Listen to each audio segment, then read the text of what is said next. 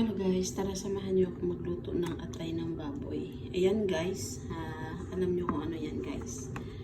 Ito guys ay gatas. Babad mo muna yan sa gatas guys, mga isang oras para mawala yung lansa at saka yung amoy. Gatas lang guys, fresh milk. So ngayon nababad ko na yan. So ayan, nakatulo na siya guys. Lagyan natin ng ating pampalasa ngayon. Yan, halo-haloin lang natin para mag-mix yung kanyang pampalasa.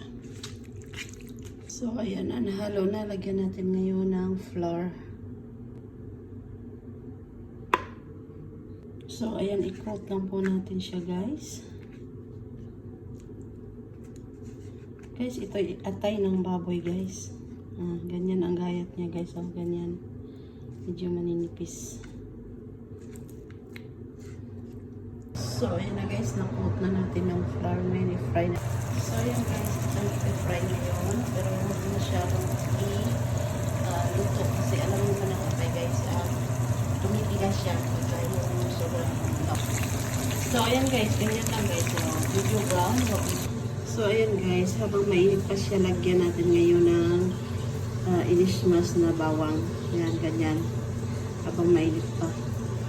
Para yung bawang ay medyo maluto din. Ganyan. Lahat guys, i-smash mo siya. I mean, ipahid mo lang siya. Spread mo lang siya guys. So, yun na guys ang ating finished product.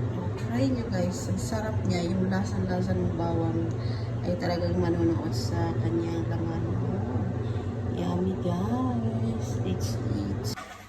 So, ayan na guys, ang ating finished product. Oh, so much yummy guys.